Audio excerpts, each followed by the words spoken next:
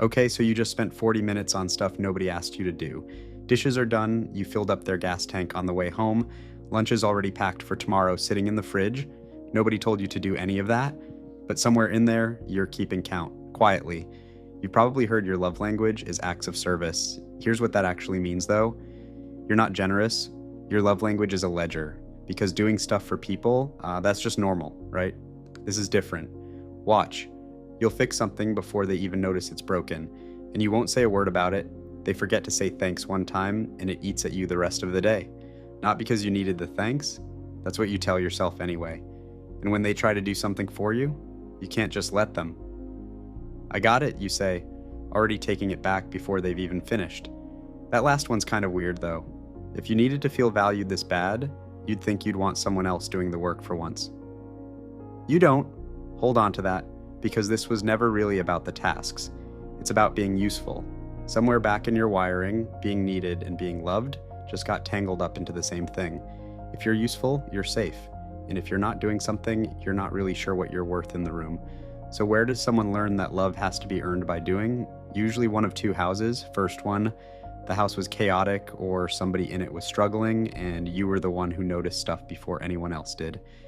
You made the sandwiches, you kept your little sibling quiet during the fights, nobody assigned you that job. You just figured out that if you didn't do it, nobody would, and the house ran a little better when you stepped in. Second one, love in that house was tied to performance. You got noticed for the grades, for doing chores without being asked, for keeping things running, not really for just being there. So you learned early that being useful is what gets you a place in the room. Either way, same wiring. You didn't learn you were loved, you learned you were needed, and somewhere along the way, those started feeling like the exact same thing, which is why you can't sit still and let someone take care of you. If being useful is what earns your keep, then someone taking care of you instead flips the whole thing. Suddenly you're not the useful one, you're the one being handled. And some old part of you reads that as a warning, not a gift. So you get up, you take the sponge back, you can't help it. So here's what all that quiet doing actually costs you. You never actually ask for matching effort, you just expect it.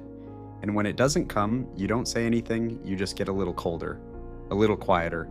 And they have no idea why, because as far as they know, you've never once complained. Eventually the doing turns into this debt nobody agreed to. You're not even doing it because you want to anymore. You're doing it because if you stopped, you're not sure what would be left to prove you belong there. And the second cost is quieter. While you're busy being useful, you're not resting. You're not letting anyone take care of the parts of you that are actually tired. So what do you do with that? Not stop doing things for people. That's not really the fix, and honestly, it's not even possible. Try this instead. Next time you catch yourself doing something and quietly expecting it to get noticed, or matched, or remembered, stop. Just do it anyway. No strings. Let it be a gift instead of a deposit. And here's the harder one. Next time someone offers to do something for you, don't take the sponge back. Let the dishes just sit in their hands. It's gonna feel unbalanced. That's fine, it's supposed to. You're not trying to stop being useful. You're trying to learn you're still worth something even when you're not doing anything. Doing for people isn't wrong. It's not something you need to fix. It's just a kid who figured out early that being useful was the safest way to stay close to people. That got you pretty far, honestly. You're just allowed to find out now that you were never actually being kept around for what you did. If you've noticed this in yourself, you're definitely not the only one. This channel breaks down the psychology behind why we love, attach, and try to earn the people closest to us. New videos every week. Subscribe for more on the psychology of relationships and attachment.